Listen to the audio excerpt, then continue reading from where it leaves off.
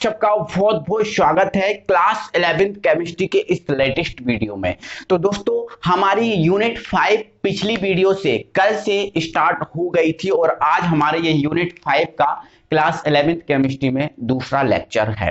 तो इस लेक्चर में दोस्तों हमने पिछले लेक्चर में गैसों के गुण है ना, गैसों की विशेषताओं इन सब के बारे में पढ़ लिया था। गैस हमने देख लिया था कि हमारे आवर्त सारणी में टोटल केवल 11 गैसें हैं। ठीक है, गैस क्या होती है, गैसों में क्या गुण होते हैं, ये सब कुछ बड़े अच्छे से बहुत मस्त तरीके से हमने पढ़ लिया था।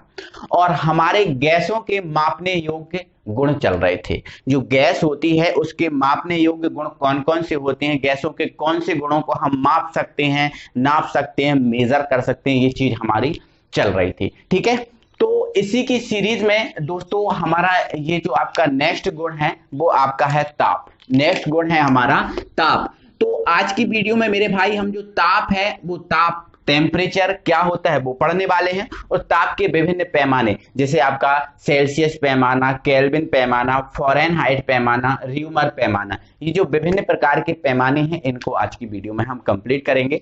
और इनको आपस में कैसे चेंज किया जाता है, जैसे डिग्री सेल्सियस को फ़ारेनहाइट में चेंज करना है तो कैसे चेंज करेंगे, है ना। फ़ारेनहाइट को आपको डिग्री सेल्सियस में या केल्विन में आपस में कैसे चेंज किया था, इन चीजों पे हम बात करेंगे। ठीक है, तो पिछली वीडियो जो आपने नहीं देखी तो आप चैनल की प्लेलिस्ट में जाइए या वीडियो की डिस्क्रिप्शन में इसका लिंक दिया है, आप जाकर इन चीजों को देख सकते हैं। क्योंकि समझना आप क्रम से पढ़ोगे उसमें पढ़ने में मजा ही अलग होता है। ठीक है, ताप जिसको मेरे भाई हम इंग्लिश में बोलते हैं टेम्परेचर। क्या बोलते हैं? टेम्परेचर, जिसको हम इंग्लिश में बोलते हैं। अब टेम्परेचर इसको इंग्लिश में बोलते हैं इसलिए मेरे भाई जो ताप होता है इस ताप को हम टी से व्यक्त करते हैं। ध्यान रखना, जो ताप होता है इस ताप को टी से व्यक्त किया जाता है। सबसे पहले आप ये समझ लो, ठीक है, किया जाता है। अब ये मेरे भाई ये ताप होती क्या चीज है पता हमें ये होना चाहिए। ताप क्या चीज होती है, हम किसको ताप कहते हैं, किसको ताप कहते हैं, हमें वो पता होना चाहिए। तो हमने दोस्तों अक्सर देखा है, ठीक है, अगर हमने गिलास में चाय पी रहे हैं, गिलास में चाय पी रहे हैं तो हम कहते हैं हे मम्मी ये गर्म हो रहा है। या फिर किसी बर्तन में या फिर किसी को भी हमने पकड़ा तो हमें एकदम झटका सा लगा तो कहेंगे ये गर्म हो रहा है, ये गर्म हो रहा है। अब क्या है गर्म हो रहा है मेरे भाई, गर्म हो रहा है, गर्म हो रहा है, गर्म हो रहा है। मतलब मेरे भाई जो है वो जो गर्माहट होती है, किसी पदार्थ में जो गर्माहट होती है उस गर्माहट को ही हम क्या बोलते हैं? ताप। ध्यान रखना, ताप कुछ नहीं है, ताप है केवल गर्माहट। किसी पदार्थ में जो गर्माहट होती है उस गर्माहट को ही ताप कहते हैं। कोई पदार्थ गर्म हो रहा है, गर्म हो रहा है, ठीक है, मतलब उसमें ताप ज्यादा है। ठीक है, गर्म नहीं हो रहा मतलब ताप उसमें है ही नहीं, है ना। गर्म हो रहा है मतलब क्या है? ताप। ठीक है, तो ध्यान रखना किसी पदार्थ की जो गर्माहट होती है, ठीक है, गर्माहट को एक दूसरा नाम भी है उष्णता। गर्माहट का एक दूसरा नाम भी है जो है उष्णता। ठीक है, तो किसी पदार्थ की जो गर्माहट या उष्णता होती है उसे ही मेरे भाई हम ताप कहते हैं। ध्यान रखना, ध्यान रखना आज के बाद, किसी पदार्थ की गर्माहट या जो उष्णता होती है उसे ही हम क्या बोलते हैं? ताप बोलते हैं। और ताप को हम किससे व्यक्त करते हैं? टी से व्यक्त करते हैं। ठीक है, अब मेरे भाई ताप को मापने के लिए विभिन्न पैमानों का यूज किया जाता है। ताप को कभी डिग्री सेल्सियस में भी मापा जाता है, कभी फ़ारेनहाइट में भी मापा जाता है, कभी केल्विन में भी मापा जाता है, कभी र्यूमर में भी मापा जाता है। विभिन्न पैमाने हैं ताप को मापने के लिए। ठीक है, और आजकल कोरोना काल में तो आप समझ रहे हो एक स्कैनर मशीन होती है, कभी वो फ़ारेनहाइट में बताती है, कभी वो डिग्री सेल्सियस में बताती है, तो आपको सबको पता होना चाहिए। ठीक है, तो ताप के विभिन्न पैमाने हैं, ताप के विभिन्न पैमाने हैं। ठीक है, विभिन्न पैमाने हैं, ठीक है, जिसमें आपका पहला जो पैमाना है वो है आपका सेल्सियस। क्या है? सेल्सियस पैमाना। ठीक है, इस सेल्सियस पैमाने को हम डिग्री, यहाँ डिग्री लगाते हैं ऊपर और सी, इस सेल्सियस पैमानों को हम डिग्री सी से व्यक्त करते हैं। ठीक है, चलो दूसरा जो हमारा पैमाना है मेरे भाई वो है आपका केल्विन पैमाना। कौन सा पैमाना? केल्विन पैमाना। ठीक है, केल्विन पैमाना। और इस केल्विन पैमान को हम कैपिटल के से व्यक्त करते हैं। ठीक है, तीसरा जो हमारा पैमाना है वो है हमारा फ़ारेनहाइट। फ़ारेनहाइट पैमाना, ठीक है। और ये फ़ारेनहाइट जो पैमाना है इसको हम कैपिटल F से व्यक्त करते हैं, ठीक है। और चौथा जो पैमाना होता है वो है हमारा र्यूमर पैमाना, ठीक है। र्यूमर, ठीक है, र्यूमर पैमाना। इस र्यूमर पैमाने को हम आर से व्यक्त करते हैं। वैसे ये पैमाना आजकल बिल्कुल हटा दिया गया है, ये जो पैमाने का यूज आजकल नहीं हो रहा, ठीक है। बाकी डिग्री सेल्सियस पैमाना, केल्विन पैमाना, फ़ारेनहाइट पैमाना, इन पैमानों का यूज किया जाता है। हमारे भारत में इन दो पैमानों का यूज बहुत ज्यादा होता है, ये भारत में हमारे बहुत ज्यादा यूज होता है, ठीक है। जिसमें सेल्सियस पैमाने का यूज लगभग डॉक्टर लोग करते हैं, जो डॉक्टर लोग होते हैं वो अक्सर सेल्सियस पैमाने का यूज करते हैं। बाकी जो प्रयोगशाला में हम लोग प्रयोगशाला में प्रैक्टिकल कराते हैं, तो ये जो प्रयोगशाला में यूज होने वाला पैमाना है, प्रयोगशाला में यूज पैमाना होने वाला है। और जो फ़ारेनहाइट पैमाना है भारत के बाहर यूज होता है, लेकिन आजकल कोरोना जब से काल आया है, जब से फ़ारेनहाइट का भारत में भी यूज हो रहा है। तो ये मेरे भाई चार पैमाने हैं, जिसमें से ये तो हमें लगभग हटा दिया गया है, इसको हमें पढ़ना नहीं है।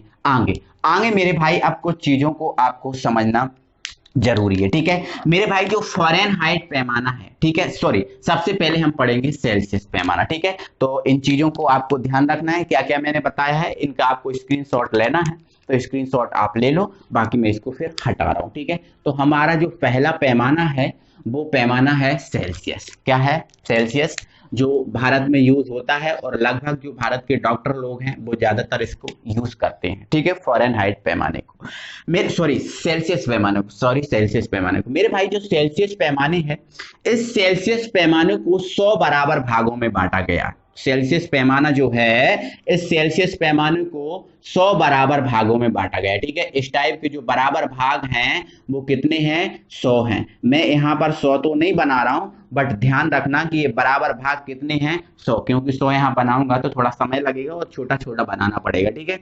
तो ध्यान रखना जो सेल्सियस पैमाने को है 100 बराबर भागों में बांटा गया। कितने? 100 बराबर भागों में बांटा गया है, बराबर भागों में बांटा गया, ठीक है, सेल्सियस पैमाने को। इसीलिए मेरे भाई जो आपका डिग्री सेल्सियस में जो जल होता है, डिग्री सेल्सियस में जो जल होता है, जल का हिमांक 0 डिग्री सेल्सियस होता है। इसलिए जो जल होता है, जल का जो हिमांक होता है वो 0 डिग्री सेल्सियस होता है। क्या होता है? 0 डिग्री सेल्सियस हिमांक, ठीक है। अब हिमांक है क्या? तो मेरे भाई जो हिमांक है वो भी एक ताप है। जैसे आपका ये ताप है, वैसे भी हिमांक मेरे भाई क्या है? ताप है। और एक हिमांक ऐसा ताप है जिस ताप पर कोई द्रव किस में परिवर्तित हो जाता है? ठोस में। आपको पता है हिमांक जल का क्या है? 0 डिग्री सेल्सियस। आपको पता है जल जो होता है वो 0 डिग्री सेल्सियस ताप पर बर्फ में चेंज हो जाता है। जल पहले द्रव रहता है और जब बर्फ में चेंज होगा तो वो ठोस अवस्था में परिवर्तित हो जाएगा। मतलब जो जल है, जल का हिमांक क्या होता है? 0 डिग्री सेल्सियस। और हिमांक क्या है? हिमांक ताप है। हिमांक क्या है? ताप है। और कौन सा ताप है? वह ताप है जिस ताप पर कोई द्रव ठोस में परिवर्तित हो जाता है। अगर पूछे हिमांक क्या है, तो हिमांक वह ताप होता है जिस ताप पर कोई द्रव ठोस में परिवर्तित हो जाता है, उसे हम हिमांक बोलते हैं, ठीक है। चलो ध्यान रखना, हिमांक को इंग्लिश में हम बोलते हैं फ्रीजिंग। क्या बोलते हैं? फ्रीजिंग। हिमांक को इंग्लिश में हम बोलते हैं freezing temperature, freezing temperature. Clear हुआ मेरे भाई? और जो जल है, जल का जो क्वथनांक होता है वो होता है 100 डिग्री सेल्सियस। मतलब जो जल है वो 100 डिग्री सेल्सियस पर, 100 डिग्री सेल्सियस पर वाष्प अवस्था में, गैस अवस्था में चेंज हो जाता है। जो जल है गैस अवस्था में चेंज होता है तो वो 100 डिग्री सेल्सियस पर होता है, ध्यान रखना। तो जल का जो जल का हिमांक कितना होता है? जल है उसका क्वथनांक कितना होता है? 100 डिग्री सेल्सियस। अब क्वथनांक क्या है? तो मेरे भाई क्वथनांक भी एक ताप है, और वह ताप है जिस ताप पर कोई द्रव गैस अवस्था में परिवर्तित हो जाता है, ठीक है। तो ध्यान रखना, क्वथनांक वह ताप होता है जिस ताप पर कोई द्रव गैस अवस्था में परिवर्तित हो जाता है, उसे हम क्या बोलते हैं, क्वथनांक। और जल का जो क्वथनांक होता है कितना होता है, 100 डिग्री सेल्सियस। तो ध्यान रखना, सेल्सियस पैमाना को डिग्री सेल्सियस से हम व्यक्त करते हैं। सेल्सियस पैमाने को 100 बराबर भागों में बांटा गया है। सेल्सियस पैमाने को 100 बराबर भागों में बांटा गया है। इसे डिग्री सेल्सियस ब्रैकेट में ये से व्यक्त करते हैं। इसीलिए जल का हिमांक 0 डिग्री सेल्सियस एवं जल का क्वथनांक 100 डिग्री सेल्सियस होता है। ध्यान रखना मेरे भाई, एक चीज और इसमें याद रखना, किसी भी जो पदार्थ का जो परम ताप होता है, किसी भी पदार्थ का जो परम ताप होता है वो 0 डिग्री सेल्सियस होता है।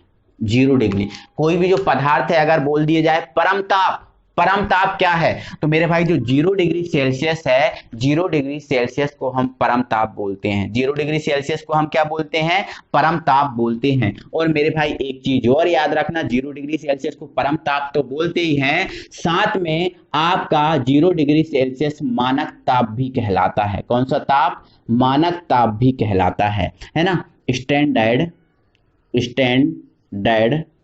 Temperature, standard temperature. तो ध्यान रखना, मानक ताप या परम ताप 0 डिग्री सेल्सियस या स्टैंडर्ड टेम्परेचर क्या होता है, 0 डिग्री सेल्सियस। ठीक है, ध्यान रखना इन चीजों को। तो ये हमारा सेल्सियस पैमाना फिनिश हो चुका है। अब हम बढ़ते हैं मेरे भाई आगे। इन चीजों को मेरे भाई जानना आपके लिए बहुत जरूरी है, इन चीजों को। ठीक है, चलो आगे बढ़ो मेरे भाई। अब हम पहुंच जाते हैं केल्विन पैमाने पर। ठीक है, तो केल्विन पैमाने को ध्यान रखना, हम किससे व्यक्त करते हैं, के से व्यक्त करते हैं। किससे व्यक्त करते हैं, के से व्यक्त करते हैं। ये जो केल्विन पैमाना है, इस केल्विन पैमाने को भी हम 100 बराबर भागों में बांटते हैं। ठीक है, तो ध्यान रखना, केल्विन पैमाने को भी 100 बराबर भागों में बांटा गया है। 100 बराबर भागों में बांटा गया है। इसे हम किससे व्यक्त करते हैं, के से व्यक्त करते हैं। और मेरे भाई जो केल्विन पैमाना है, इस केल्विन पैमाने पर जो जल का हिमांक होता है वो होता है 273.15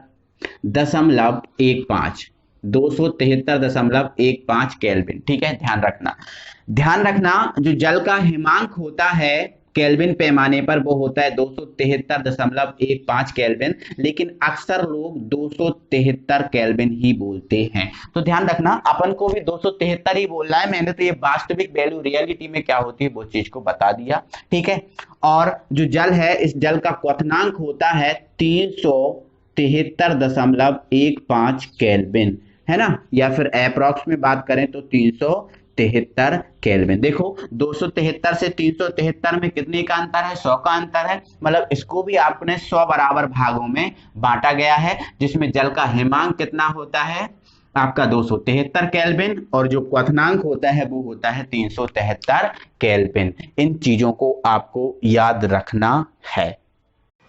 अब इसमें दोस्तों कुछ चीजों को याद रखना है, जैसे परम शून्य ताप। मेरे भाई जो परम शून्य ताप जो होता है वो होता है 0 केल्विन। जो 0 केल्विन होता है मेरे भाई, इसे हम परम शून्य ताप बोलते हैं। और जो परम शून्य ताप है, देखो ये 0 केल्विन है, ओके मत समझ लेना, ठीक है, ध्यान रखना। और ये जो 0 केल्विन है, इसकी जो वैल्यू होती है वो होती है -273 डिग्री सेल्सियस। अगर केल्विन को डिग्री सेल्सियस में जाएं तो 0 केल्विन की वैल्यू कितनी होती है, -273 डिग्री सेल्सियस। ध्यान रखना मेरे भाई इस चीज को, है ना, हमेशा। और यहाँ पर 0 केल्विन की वैल्यू कितनी होती है, -273 डिग्री सेल्सियस। और यहाँ पर 0 डिग्री, अगर इसको 0 डिग्री सेल्सियस में ले जाऊं तो 0 डिग्री सेल्सियस की वैल्यू होती है +273 केल्विन। ठीक है, ध्यान रखना, 0 केल्विन की वैल्यू -273 डिग्री सेल्सियस और डिग्री सेल्सियस की वैल्यू होती है 273 केल्विन। इन चीजों को आपको याद रखना है। ठीक है, तो इन चीजों को आपको याद रखना है। 0 जो केल्विन है इसको हम कैसे व्यक्त करेंगे, 100 बराबर भागों में बांटा है। जल का हिमांक 273 केल्विन और क्वथनांक आपका ये। ठीक है, परम शून्य ताप क्या है, 0 केल्विन, और 0 केल्विन की वैल्यू -273 डिग्री सेल्सियस और 0 डिग्री सेल्सियस की वैल्यू आपकी ये होती है। ठीक है, चलो इन चीजों को याद रख लो आप, आगे मैं संबंध इसमें बताने वाला हूं। अगला हमारा जो है वो है हमारा फ़ारेनहाइट पैमाना। कौन सा पैमाना मेरे भाई? जो फ़ारेनहाइट पैमाना। मेरे भाई जो फ़ारेनहाइट पैमाना है इसको 180 बराबर भागों में बांटा गया है। जो फ़ारेनहाइट पैमाना है इसको कितने बराबर भागों में बांटा गया है? 180। ठीक है, तो ध्यान रखना। नेक्स्ट है फ़ारेनहाइट, फ़ारेनहाइट पैमाना, पैमाना। ठीक है, जिसको हम किससे व्यक्त करते हैं? एफ से व्यक्त करते हैं। तो जो फ़ारेनहाइट पैमाना है इसको 180 बराबर भागों में बांटा गया है, बराबर भागों में बांटा गया है। ठीक है, तो मैं यहां पर आपको 180 तो नहीं बनाऊंगा, बट कुछ पैमाने में बता दे रहा हूं। इस टाइप के कितने पैमाने हैं इसमें? 180 पैमाने। ठीक है, तो इसमें मेरे भाई फ़ारेनहाइट पैमाना होता है। फ़ारेनहाइट पैमाने में जो जल का हिमांक होता है वो होता है 32 फ़ारेनहाइट। जल का जो हिमांक होता है वो होता है मेरे भाई 32 फ़ारेनहाइट। 32 फ़ारेनहाइट, यहाँ पर डिग्री का लिख दो साइन, 32 डिग्री फ़ारेनहाइट होता है। ठीक है, क्या होता है ये? हिमांक। ठीक है, और इसी पैमाने पर मेरे भाई जो क्वथनांक होता है, जो जल होता है, इस जल का जो क्वथनांक होता है इसी पैमाने पर, कौन से पैमाने पर? फ़ारेनहाइट पैमाने पर, वो होता है 212 डिग्री फ़ारेनहाइट। तो 32 से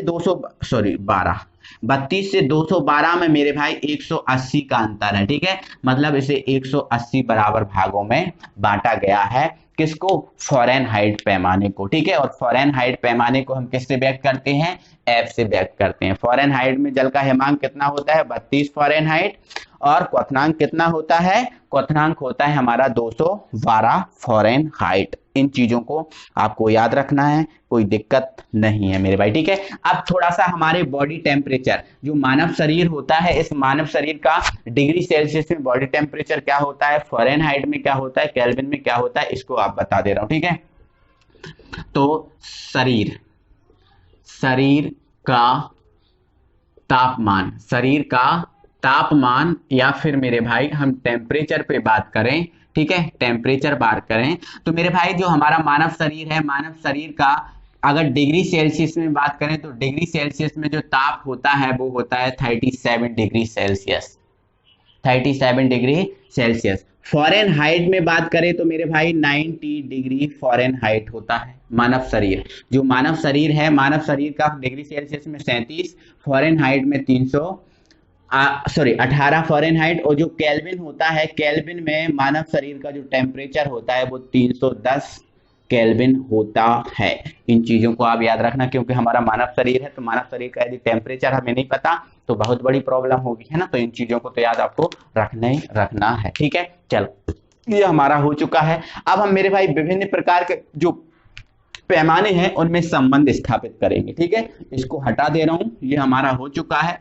विभिन्न प्रकार के जो पैमाने हैं उनमें मैं अंतर आपको संबंध बताने वाला हूं, है ना। विभिन्न प्रकार के पैमानों में संबंध हम बताने वाले हैं आपको। ठीक है, जिसमें आपका पहला रहेगा डिग्री सेल्सियस सी व केल्विन के में संबंध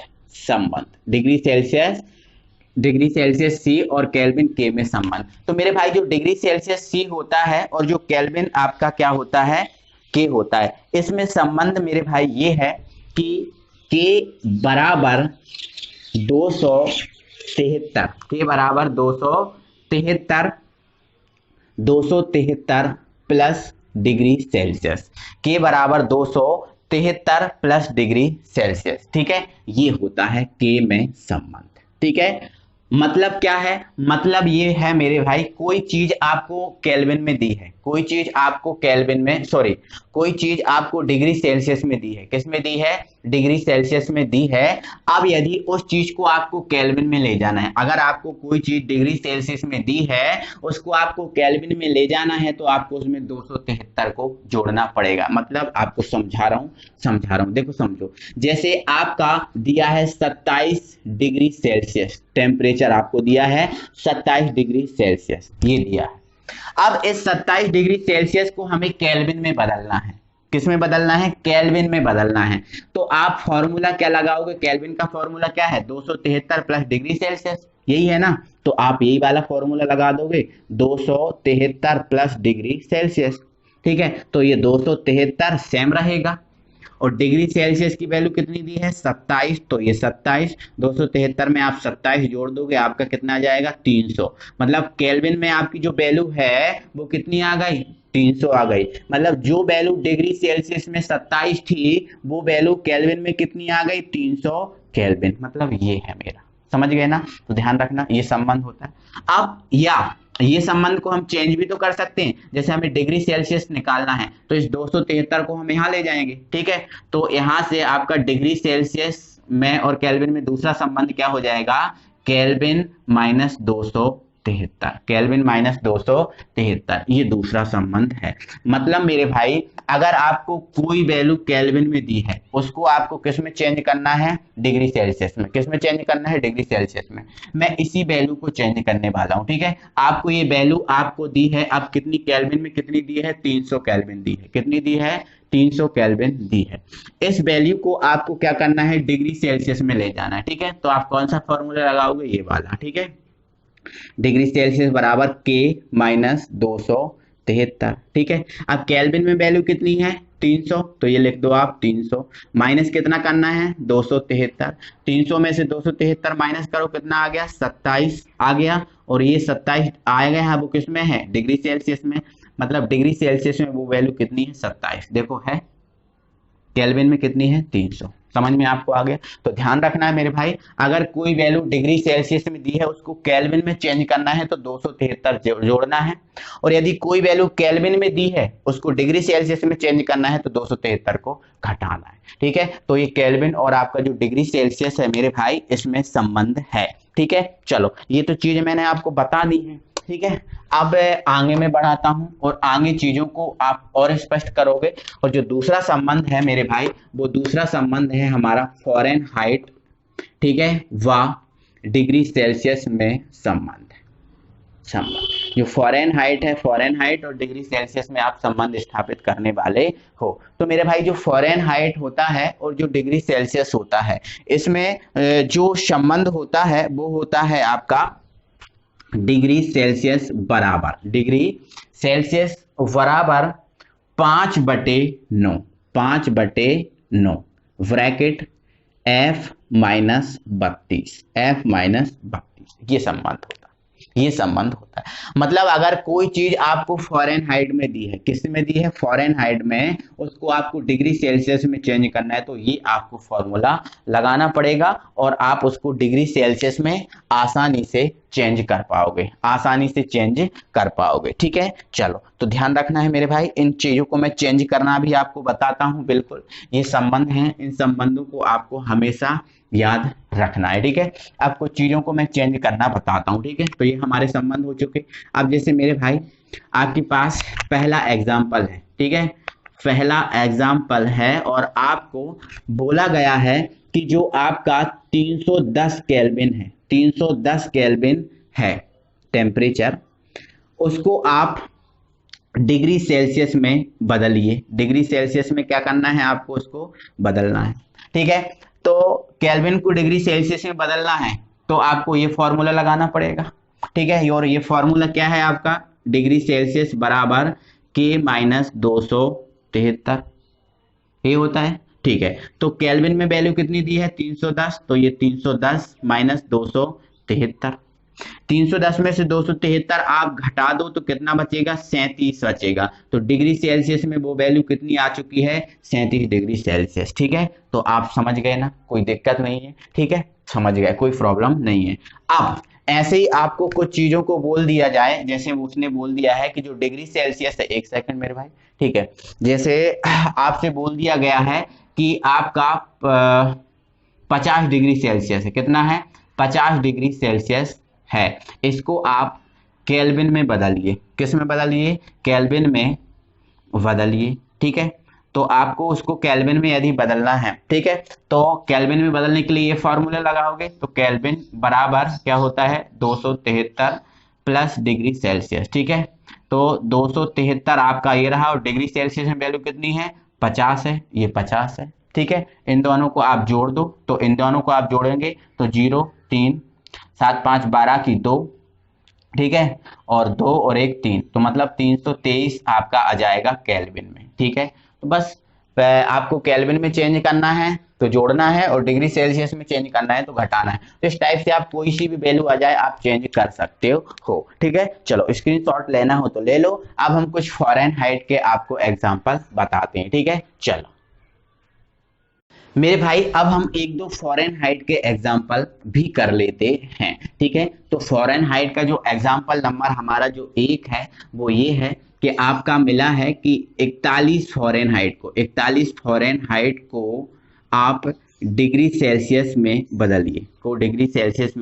बदलिए, ठीक है। ये आपको मिला है, ठीक है। तो कुछ नहीं करना है, जो यहाँ पर फ़ारेनहाइट है, ठीक है। तो आप जो फ़ारेनहाइट है उस फ़ारेनहाइट ये फॉर्मूला लगाओ सबसे पहले। तो ये डिग्री सेल्सियस बराबर 5/9, ठीक है।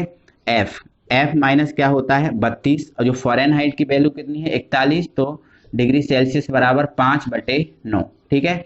एफ कितनी वैल्यू है 41 माइनस 32, ठीक है। तो जो 41 यहाँ दिख रहा है क्या, एक सेकेंड, हाँ दिख रहा है, ठीक है। तो यहाँ पर ये आपका डिग्री सेल्सियस 5/9 आ चुका है। 41 में 32 घटा दो कितना 9, 9 से 9 कैंसिल, तो डिग्री सेल्सियस में आपकी वैल्यू कितनी आई है 5। तो डिग्री सेल्सियस में जो वैल्यू है वो है आपकी 5, ठीक है। जो वैल्यू आपकी फ़ारेनहाइट में कितनी थी 32 थी, कितनी थी सॉरी 41 थी, वही वैल्यू फॉर डिग्री सेल्सियस में कितनी आ गई है 5 आ गई है। तो इस टाइप से मेरे भाई कर सकते हैं, ठीक है। सेकंड आपको चेंज बता रहा हूँ, देखो मेरे भाई आपका एक क्वेश्चन है कि 40 डिग्री फ़ारेनहाइट को डिग्री सेल्सियस में बदलिए, ठीक है। ये आपसे बोला, ठीक है। तो सबसे पहले आप ये संबंध लगाओगे, तो संबंध क्या है, डिग्री सेल्सियस बराबर 5/9, ठीक है। फ़ारेनहाइट में वैल्यू कितनी दी है -40, कितनी दी है -40, ठीक है। तो आप लगाइए यहाँ पर -40, फ़ारेनहाइट की जगह क्या रख दोगे -40, और ये आपका क्या है -32, ठीक है। इन दोनों को आप जोड़ लो तो ये 5/9, ये कितना हो जाएगा -72, कितना हो जाएगा 72, तो 9 8 72, और ये भी वैल्यू क्या होगी माइनस में होगी, ठीक है। तो यहाँ पर हमारा डिग्री सेल्सियस बराबर 5 × -8 हो चुका है ना। तो 5 8 कितना हो गया 40, तो ध्यान रखना ये भी कितना आ गया -40। मतलब ये चीज आपको हमेशा याद, देखो फ़ारेनहाइट में जो वैल्यू कितनी थी -40, और डिग्री सेल्सियस में भी वो वैल्यू कितनी आ गई -40 आ गई ना। तो एक चीज आपके लिए ये मैंने इसलिए एग्जांपल बताया मेरे भाई कि जो -40 डिग्री होता है ये फ़ारेनहाइट और सेल्सियस दोनों पर बराबर होता है।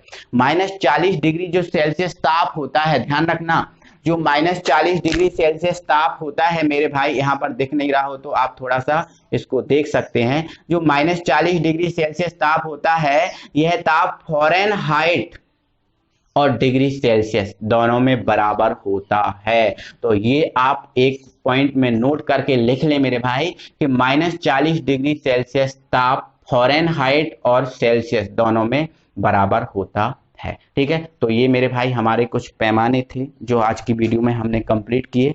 तो इनको अब अगली वीडियो से हम गैस जो है गैसों के नियम पे बात करने वाले हैं, बॉयल का नियम, चार्ल्स का नियम। तो अगली वीडियो आपको कल मिलेगी, है ना। तो मेरे भाई आप कंटिन्यू देखो, समझो, कोई प्रॉब्लम नहीं है। और किसी को यदि जल्दी है कि हमारे एग्जाम आने वाले हैं तो क्या करें, तो दोस्तों आपको पिछली साल की जो वीडियोस हैं वो चैनल की प्लेलिस्ट में डली हुई हैं, उन चैनल की प्लेलिस्ट में उन वीडियो को देखो और कवर कर लो, ठीक है। यहाँ से हमारा ये चल ही रहा है और आगे की वीडियो देखना है तो आप देख सकते हो, कोई प्रॉब्लम नहीं है, ठीक है। तो मिलेंगे मेरे भाई अगली वीडियो में, तब तक के लिए थैंक यू वेरी मच।